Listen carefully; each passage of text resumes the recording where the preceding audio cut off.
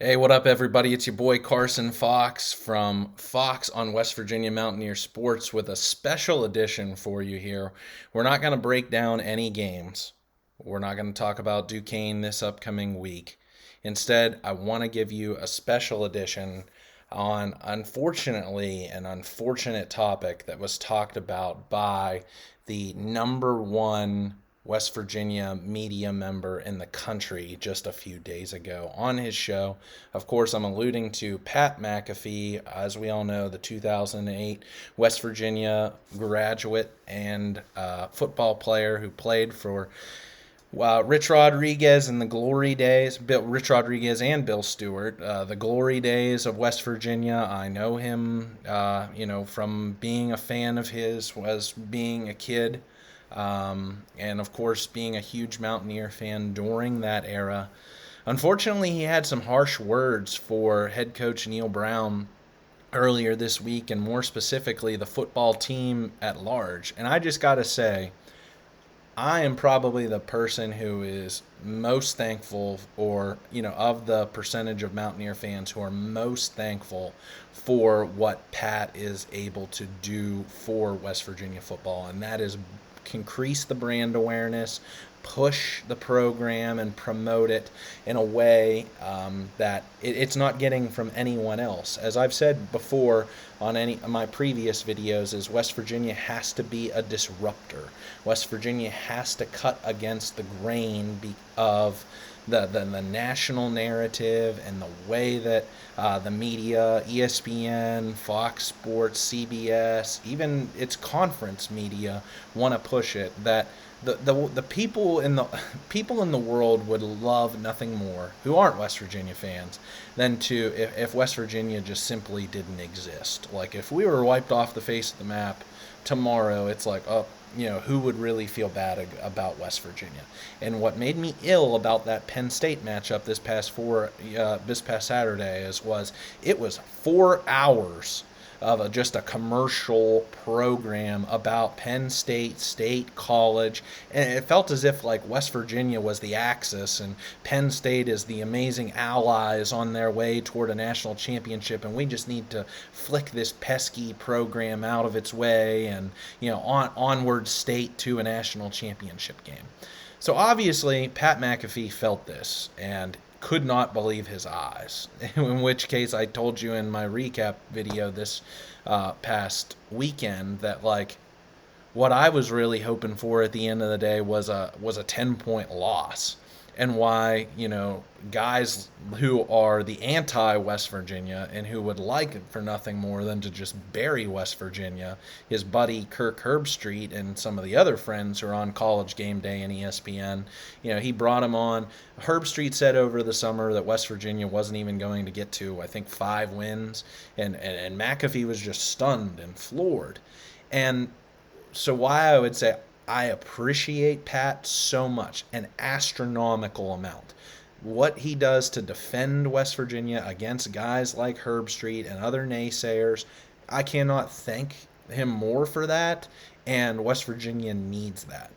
But I want to break down this clip for you because I unfortunately think that Pat is coming from a place either of ignorance, or he's a believer in something that isn't necessarily real, and he's kind of showing some old manny tendencies here that seem a little bit old manny tendencies, and also being a little bit hypocritical on some things. So I'm going to play this and I'm going to break it down for you, and we're going to go stage by stage and I'll talk about it. I'm out of West Virginia. That's over. I told you it was going to be a quick one. We're going to do it or we're not. What about this week, though? So, first and foremost thing here is how many Mountaineer fans seem to be sometimes as fair weather as this. Is we're going into a week 1 matchup against Penn State. Maybe he's just either trolling here or just, emblematic of Mountaineer Nation, who does this from time to time. That just, I'm sick of them. I've done that. Like, I get frustrated as much as anybody out there who that West Virginia just has aged me. Truly, it has, mentally, physically, spiritually, you name it. But just as fair weather as that, as week 1 losing to Penn State, and he's out. So little weird way to start it off. And Kirk Herbstreit, who's in his 50s, acting as if he's like a teenager again. Just a little bit weird here that old man Kirk is bro.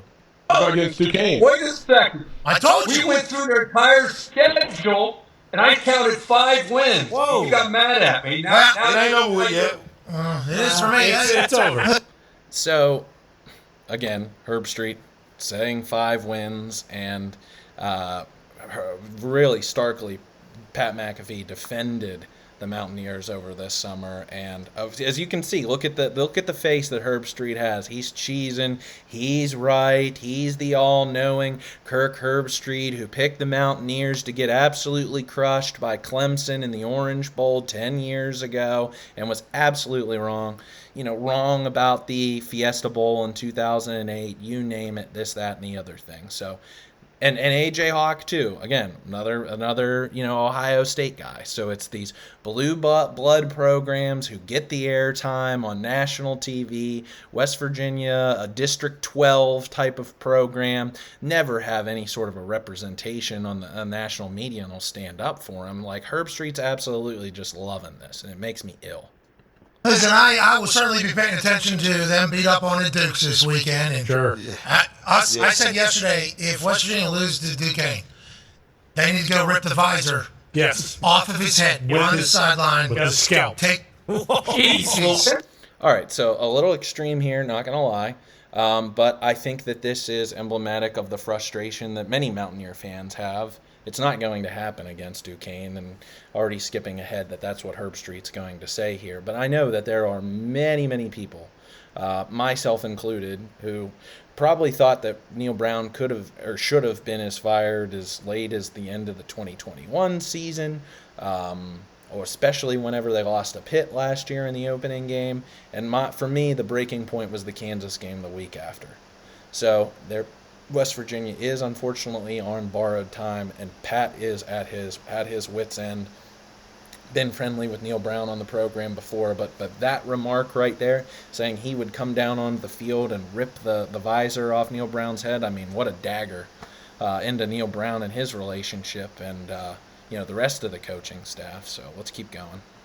It's not that. Just with the what's that? They're not what?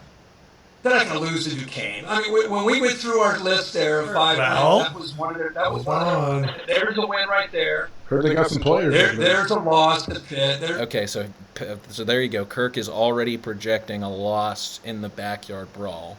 So just note that, Mountaineer fans, for what could potentially be for Week 3 in Morgantown. I'll give you a win against Texas Tech. Oh, come on. Great start to the Come season. on. Yeah, thanks. Jeez. TCU, they stink. Yeah. They just lost to a team that brought in 80-some guys. Yeah. Obviously. Houston's done. Dana's not even going to want to coach there because how hot the seat's going to get by then. Oklahoma State. Okay. I set the over/under at 5. And I'm going to hold true to that. Fool! Well, see, for me, I think I've said every single time we're going to go into Happy Valley, we're going to win, and then we're going to go to the college football playoff because Garrett Green's going to run wild. Yep. Okay. I love West Virginia with all my heart.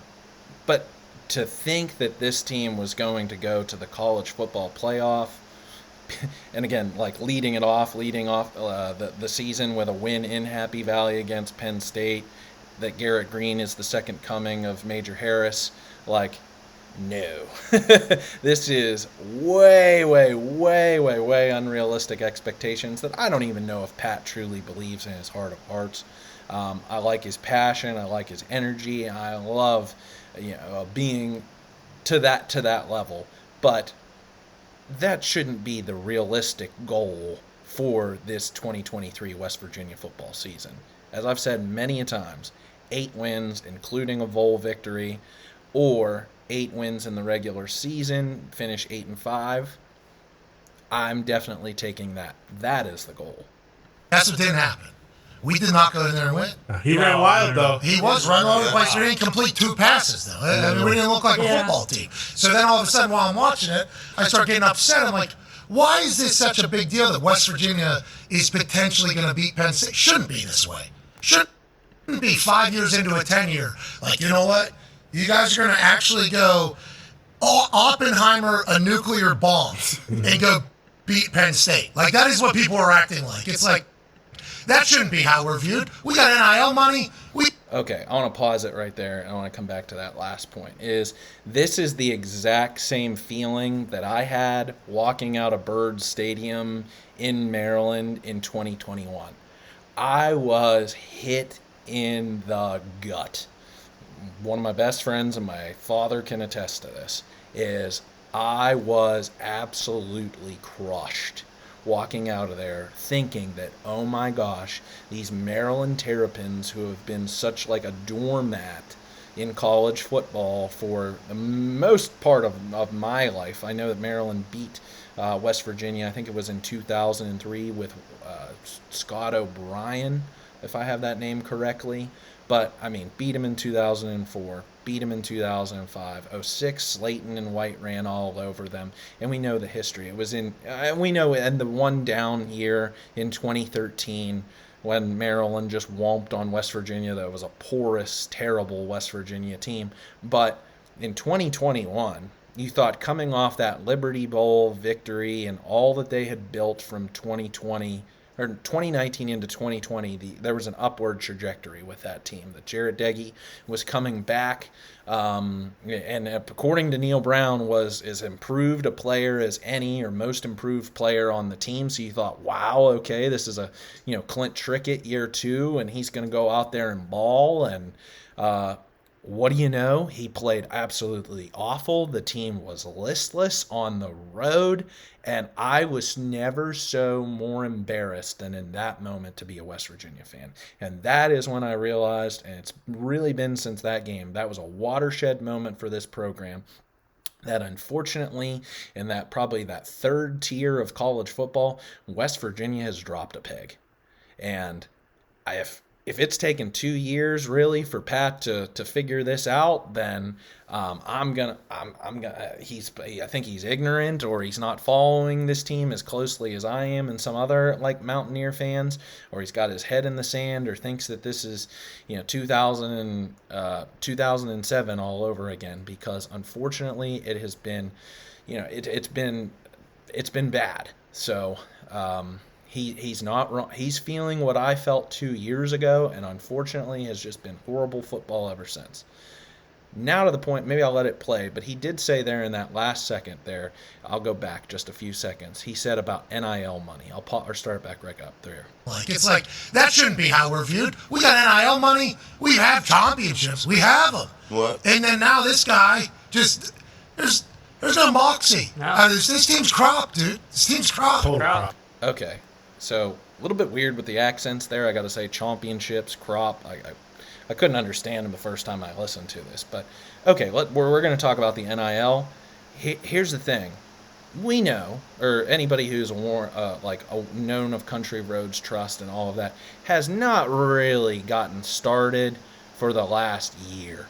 That finally, when Shane Lyons was fired this past, January, that really the NIL relationship between the athletic department and Country Roads Trust was being able to be formed. When Pat McAfee and the owner of the Arizona Diamondbacks and Oliver Luck and all that kind of started up with Country Roads Trust, they had an idea. They had an idea that they put together a web page for. Anybody can really necessarily do that. But then to have the infrastructure, the right staff hired, to have a business plan, and then to get started, because nobody's giving you, just their own free money. So it's taken time. And there was never any there was a lack of education, I can tell you, around exactly what is going on in the world of college football. What is, what's West Virginia doing as a part of this? How does then this affect on-field performance? There's still a lot of people right now that don't necessarily understand the value of NIL and its impact on specifically West Virginia. And to say that we have NIL money, look, I know that this is a quasi pay-for-play model in today's world of college football, in which boosters are funding either through illegal, or it's still being debated in the courts state by state, it seems like, with the IRS, tax deductible donations that, as most West Virginia fans recognize, that you can do that going to a 501c3 in the Mountaineer Athletic Club. So most people thinking, oh, I'm going to give to the Mountaineer Athletic Club, but then that money can then flow to and part and place for NIL. Well, not necessarily, or at least technically. So why would I give to this organization that's going to pay the players that isn't 501c3, so I can't write it off as a tax donation? I'm just, I'm giving, and what am I getting in return? And still, that is being developed. So it was only, and then the promotion of it as well. So the education, the buy-in from WVU the athletic department and football team specifically has been an absolute work in progress, Pat. It has not been like, okay, NIL became legal, and I mean, West Virginia has been extremely aggressive in the transfer portal in basketball, and I mean, I think it was On3 ranked West Virginia as the 10th most aggressive NIL collective in college athletics, so that's great. Stephen Ford, the COO, this past summer did an interview with the Raspy Voice kids and admitted on the interview that it took $1 million to retain the 2022 team. So I know that number has gone up with a Nico Marchiol and a Wyatt Milam, and most notably C.J. Donaldson on this team. So I can only imagine what Country Roads Trust had to do this past offseason to retain the current players. Now, there was definitely an emphasis put on that, given the way the lack of retention in comparison to 2022 and 2021. Caden Prather, Jordan Jefferson, Charles Woods really being the notable three who left the team, who had eligibility to come back for this year. Was it because of NIL reasons? Maybe in Jefferson's case. I think Charles Woods, there was a poisoned well last year in his relationship with Neal Brown, and then Caden Prather beats me. I mean, if he wanted to go home or thought he had better prospects getting thrown to by Talia Tagovailoa for a year to go to the NFL, that's on him. But the NI, and I don't think there is a Fortune 500 company in West Virginia. And the other thing right now that I think Pat's a little bit isn't keeping up on the times is if you've heard the news about West Virginia and its $45 million deficit as a university right now, that this is a really tough spot. This has been a tough last year, and it's really been a tough last 10 years based upon decisions by the Board of Governors and leadership at West Virginia, and banking on an increased enrollment. I think I read, and it was either the Wall Street Journal or something about a week ago, of Gordon Gee and many others at West Virginia a little over a decade ago, thinking, joining into the Big 12, and we're going to increase enrollment to about 40,000 students, and building all of these high rises and residence halls and this, that, and the other thing and stuff. And it's just like, where is all the money going to? So it's a fair question that Pat is thinking that West Virginia has all of this money, that I don't think it necessarily it does. I mean, this is an incredible boost. They're incredible boosters. They're incredibly supportive, but is it to the level of SMU that can take 7 years worth of no media rights and pony up $200 million?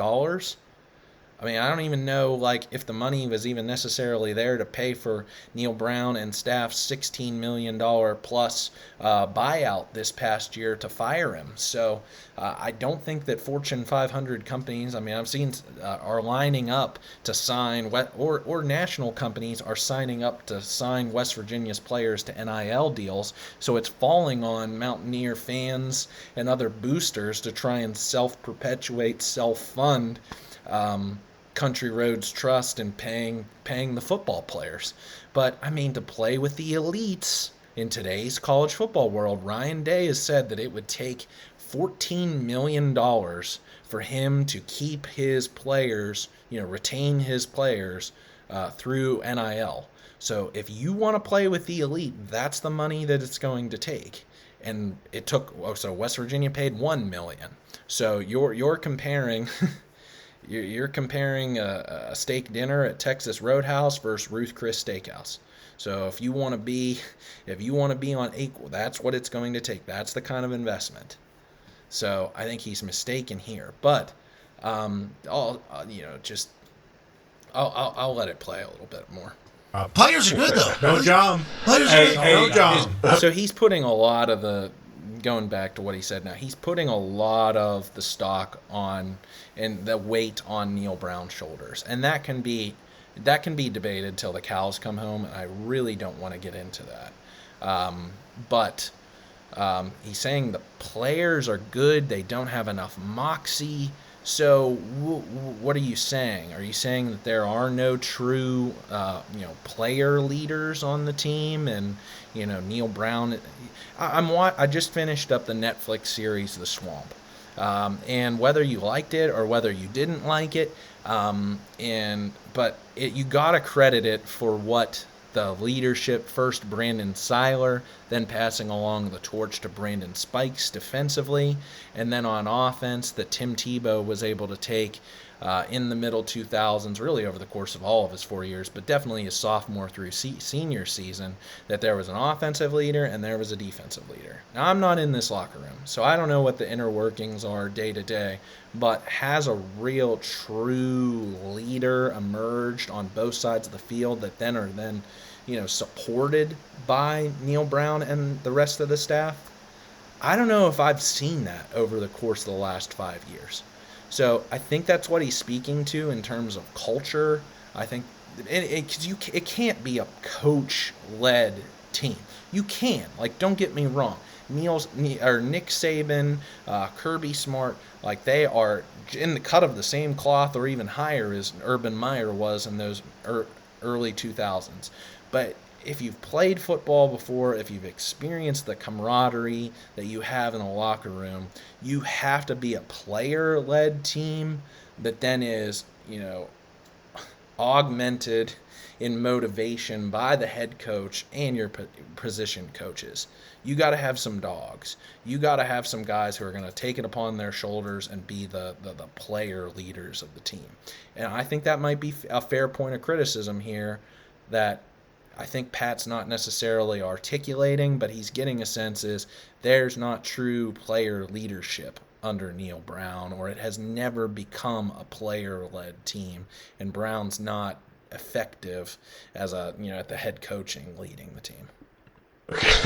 When you guys played, you guys had difference makers. How many guys on that roster right now would have played when Pac-Man Jones was on that team? You were on that team. Tavon Austin was on that team. I mean, you guys had. Okay, so those are multiple different generations of teams. How many guys? Yeah, so you can hear Pac-Man and you can also hear McAfee correct him, and I think right here Kirk is misconfusing his years.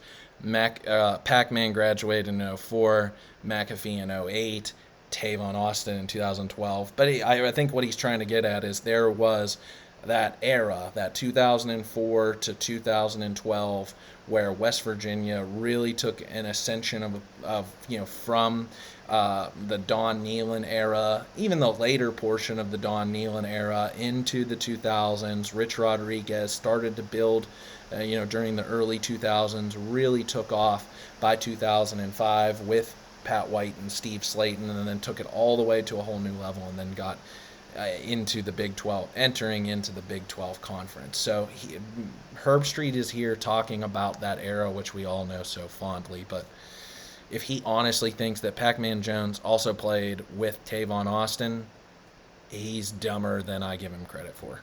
Guys that you watched the other night would have played on those West Virginia teams. I just want to know how many could have survived, is what I'm saying. Our workouts are, that's what I want to know. I think. Okay, so again, the Mike Barwis workouts in running Law School Hill are legendary.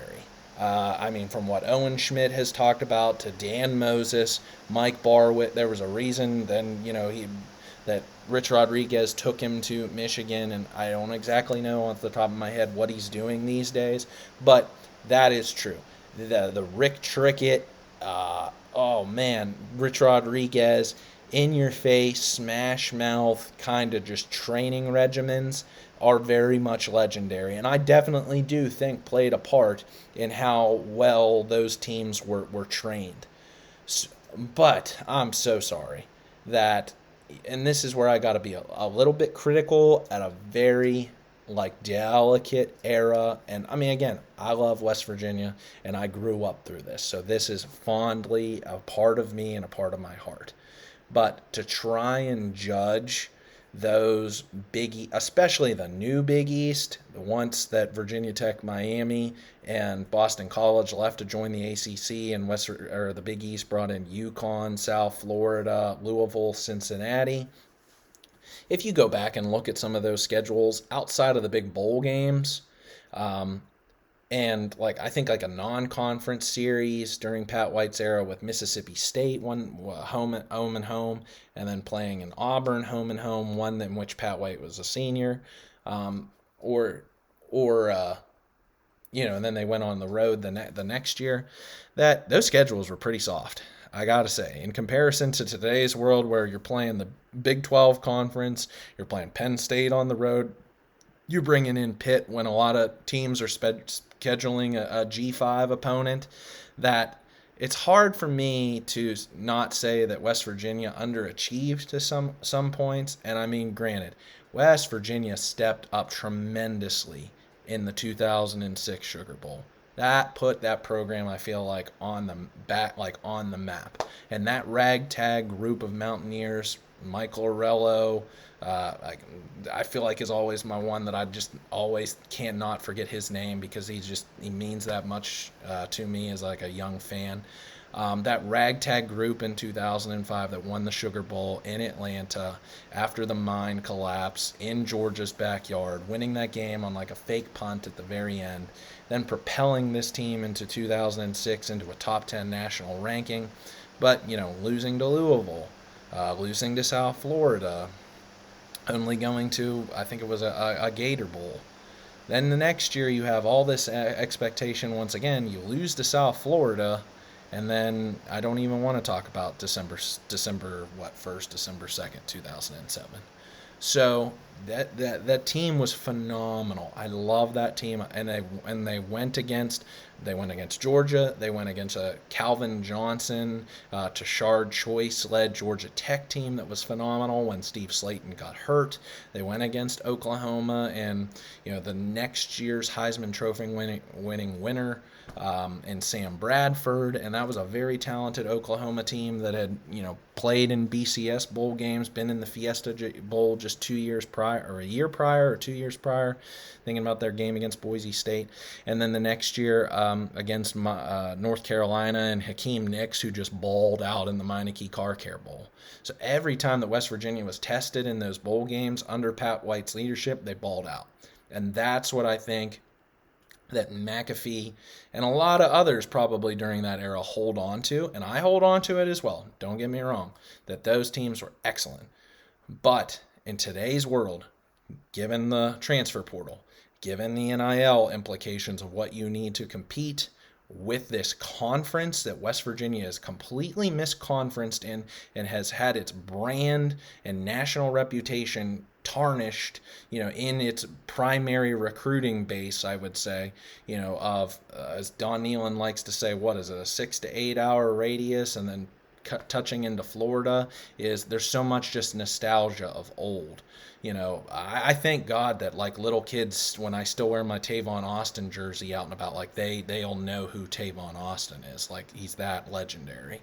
Or, people I see in an airport and I'm wearing West Virginia stuff. Oh, I remember the Pat White and Steve Slayton, Noel Devine days. They were dirty. I used to play video games with them. Yes. But you don't hear so much about the Greer Sills era sometimes here and there, and definitely not anything of the last 4 years. They've dropped a peg in national relevance, and that's what I think that McAfee is completely confused by, is that people don't know on the grand scheme of things, or even the national media don't think of West Virginia in the same vein that they did 12 years ago and beyond when he played. They know it as the team and program that it is today. And he's confused. I think that's our biggest issue. I think all of us ex-guys' biggest issue is like how they go about doing what they're doing. It's not just about that they do it. And it's like, how are we a tough team, a hard-nosed team? Is it like, does it represent West Virginia? Like, that's a gritty Yes. that's a gritty state, dude. Yes. You know what I mean? So like, I think just the overall of it, it's tough. It's tough. And I don't like that. You asking for a change there? So here's what I'll say before we get to Kirk's point is, and this is why I led off at this program, says I think there's a little bit of hypocrisy here, with all due respect. And you can say anything whenever you lead or end it with all due respect, or as I love to say, respectfully, is I know that Pat has been on this meteoric media rise for the last 6 years, and even a little bit longer. And he had a playing career, and he's been busy building his brand, and I think getting married, and either he's having a child or whatnot. Like, life has gone up and up and up, and he's riding this awesome wave. But here's what I'll say: if you have all of these questions about summer workouts per se, like Mike Barwis was training them, and Mike Joseph's credibility, I guess, is what you're questioning here, or the other coaching staff and the players, and how hard are they working, and all this is, well, where are you? Brown has had this open door policy for both you and all of the others, anyone. And there have been some others who have come back and been there. Some of his guys, some of Holgerson's guys. Will Greer's been on campus, most notably. Stedman Bailey, I feel like I've seen in the blue lot countless times, and even wanted to be a part of Brown's staff. And I don't know. I haven't seen McAfee be there. So that's what I'd say is, if you're making videos for Texas basketball, and you have your name apart, if you want here, and here's the thing why I don't want to really criticize McAfee too harshly here, is because the way that Mountaineer Nation treated him in 2007 and then there beyond was really despicable. To as many death threats as he got, I don't know if they threw a brick through his window or his car windshield or whatever. I mean, it cut deep, and I don't think that wound will ever heal on Pat. And like that's a part of him, and like I can sympathize with that. That probably, and then of course Dana Holgerson just makes that wound last even longer, because he excommunicated pretty much all of those guys who were a part of those Mountaineer teams, alienated them, didn't really let them into the program, didn't embrace them in West Virginia's history. One of the many reasons why I don't like Dana Holgerson, don't really look fondly back on his legacy for West Virginia football, is I think, and that's why Neal Brown really was hired, was because he was the anti-Dana Holgerson, is he wanted that type of alumni embrace and family type of atmosphere back. So that's what I would ask to Pat is, why have you not come back any sooner than you have with this open invitation? And I think finally that wound is starting to heal. I think like Neal Brown being there and having that open invitation has really put some vitamin E oil over that wound. And Mountaineer Nation really does love Pat for all the reasons that I led this episode off with, is that 2007 and those kicks from that game are far in the past. He was a phenomenal player, went to the pros, hasn't had nothing but great things to say about Morgantown, and defends them to the T. So I think this could potentially lead to, and I'm really, really excited for this, if ESPN College Gameday comes to Morgantown next week for the Backyard Brawl against Pitt. If Pat and the crew can be embraced, even despite these conversations with Neal Brown, and don't get me wrong, I'm sure that it has made its way up to Neal Brown and the rest of the coaching staff, but to be embraced by the fans, to be back in Morgantown, to be back into the facility and see it for himself, maybe this is a jumping off point. This is a way for him to get involved more with Country Roads Trust, either from his own financial dollars. Bruce Irvin's donated back to the football facility. I think it's a speed training arena or something like that. I remember seeing that in the push car center. But and like others, like Pac-Man, who's chipping in here. Well, Pac-Man is essentially the guardian father of Chris Henry's son, who I can't remember his name. If it is also Chris Henry or Jr., I think it is Chris Henry Jr. Well, he committed to Ohio State over this past summer. I think there needs to be an added emphasis by these guys who are these legends of wanting to get back into the program. I mean, that's what Penn State does well. Legacies are what built that program under Joe Paterno. One of their all-time leading tacklers who went to my high school, Mike Hall. Dad played at Penn State, so what do you know? Mike Hall plays at Penn State and balls out and has an All-American type career. We need to build that pipeline back up, get some of these guys who are now having kids, like Torrey Johnson Jr.'s senior has junior going to West Virginia. We need these up-and-coming studs whose dads played in these glory days for West Virginia. Send them up to more if they're that good of a recruit. I know Andre Devine, Noel Devine's son, is a senior and is kind of on the cusp of being a walk-on or maybe a small G5 or another FCS level player. But that's great. That's great to have Noel Devine being closer to the program. Pac-Man's been there. So that's what I would say is, if you want to be critical and you want to say these things, is you got to practice what you preach. Be there, be in support. I know the what do you not overhead, but like the national brand promotion that is not intangible dollars that McAfee, by talking about West Virginia, brings back to the football program. But in this case, let's see a little bit more than that. And I think that's what can be on September 16th. Are you asking for a change? I have no say, and what I'm learning is when I say stuff, everybody kind of does it, so I don't like calling for people's jobs and stuff like that, because people deserve No. But also, come on, bro. You're 5 years into this thing, and you guys fought.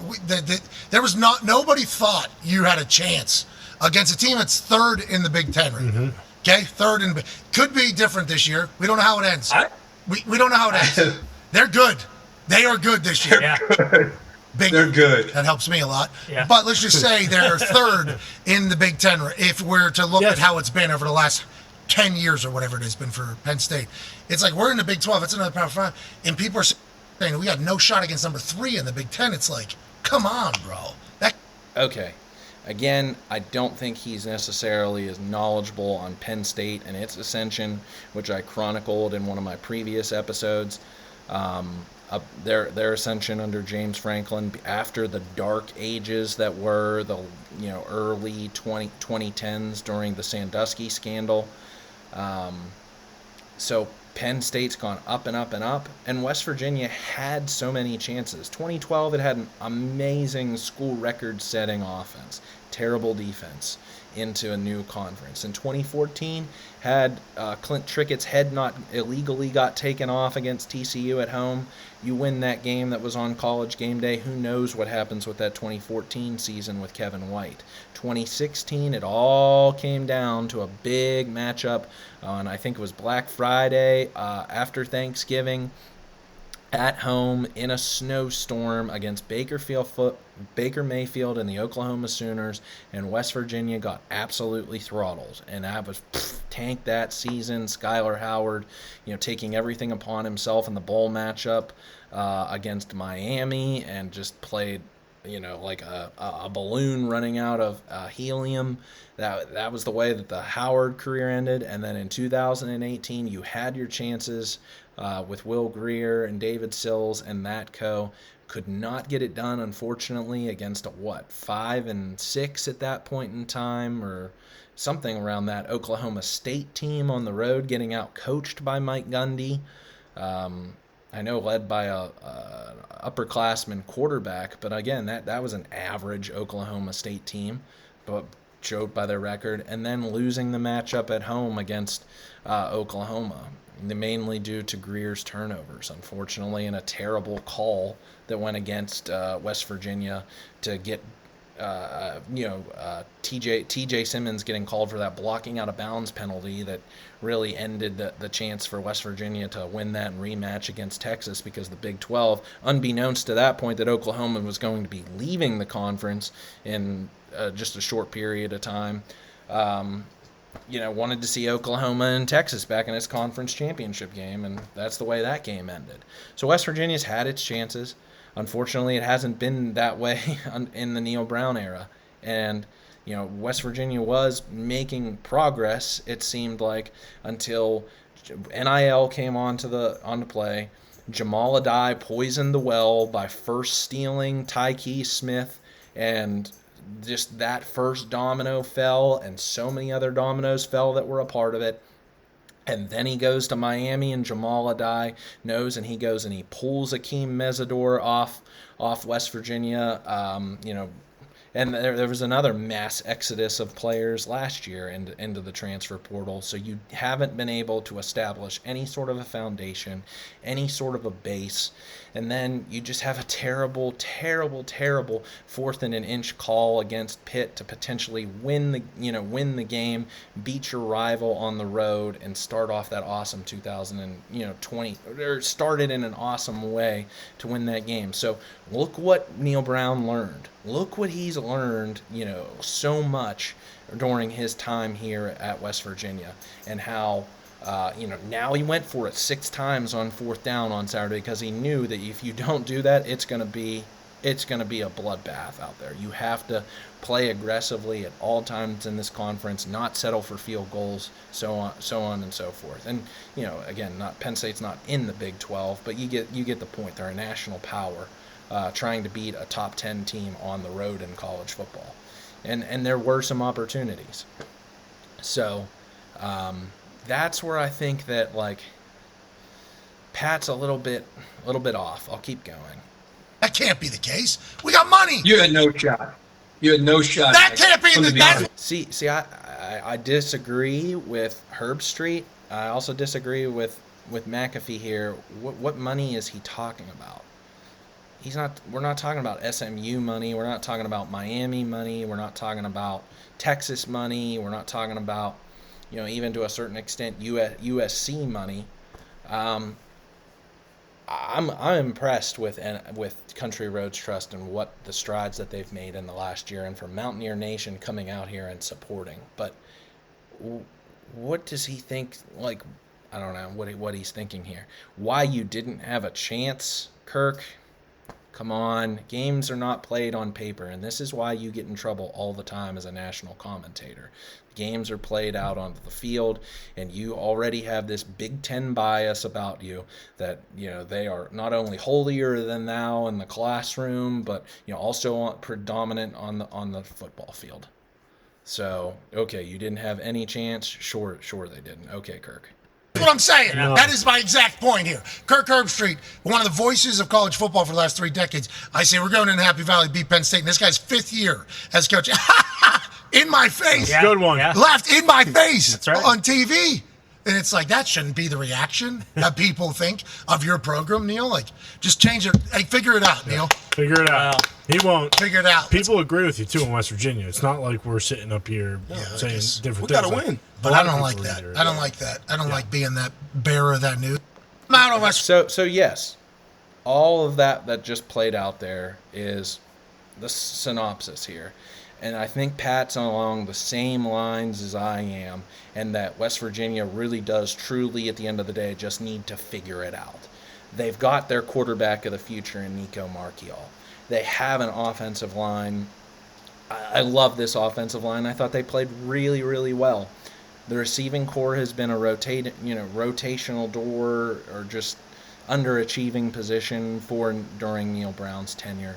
And on the flip side, the secondary has just seemed to be cursed either due to injuries or the situation with Charles Woods this past year. Tyke Smith, as I mentioned, leaving. Daryl Porter, that was a really high, counted on recruit. That the secondary and the wide receiver position has just been ugly for whatever reason. But ultimately, I think this also goes back to what I think that, why I was such a proponent this past offseason for Deion Sanders being the next hire at West Virginia, is that an exuberance of confidence and someone who can get players to come to West Virginia who, I mean, look at what he did with Colorado. And Colorado isn't, even with this drop in, prestige and status that West Virginia's had, look at what he's been able to just do in one offseason. And a lot of people don't like that, how he cast off so many of the old players and getting into the new players. But he is able to take doubters, keep receipts, and he has no fear. He is going to, put it all on his players and work them. And that's exactly what I think that West Virginia is needed, because of all the reasons that McAfee and Pac-Man agreed with, that it's a blue-collar, hard-working state, and that's ultimately what you want to see at the end of the day, and confidence. And that's unfortunately not what anyone's seeing in any way, shape, or form with Neal Brown. And I don't know if that's in him. He is not at all, in the same kind of personality as Deion Sanders. But also, how many wins against ranked opponents has Neal Brown had in now 4 years in one game? One, and it was that home game against Virginia Tech that they barely won at the end, and that was a bad Virginia Tech team that only got ranked because it, beat a bad North Carolina team at home week 1 during the coming out of COVID.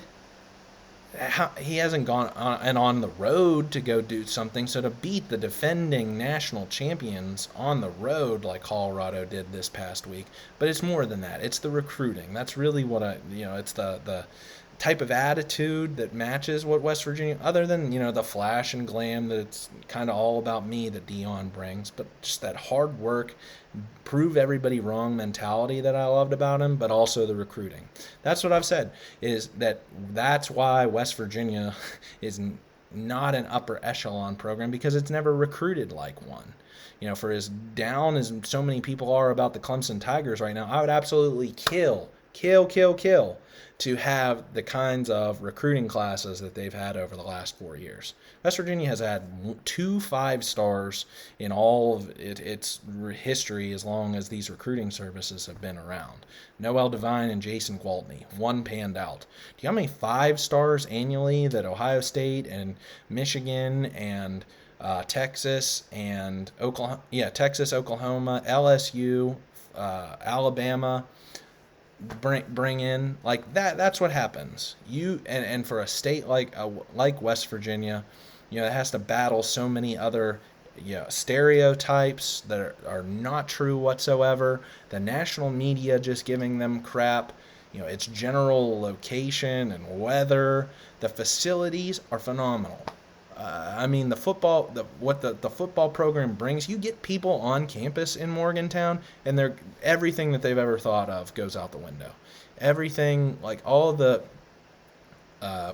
premonitions that they had, just what Nico say had the best facilities of any college that he visited, and I think he visited Oregon and Florida State. And this, a lot of places that now it's competitive in its facilities. Now it's getting there, and it's getting there in terms of NIL.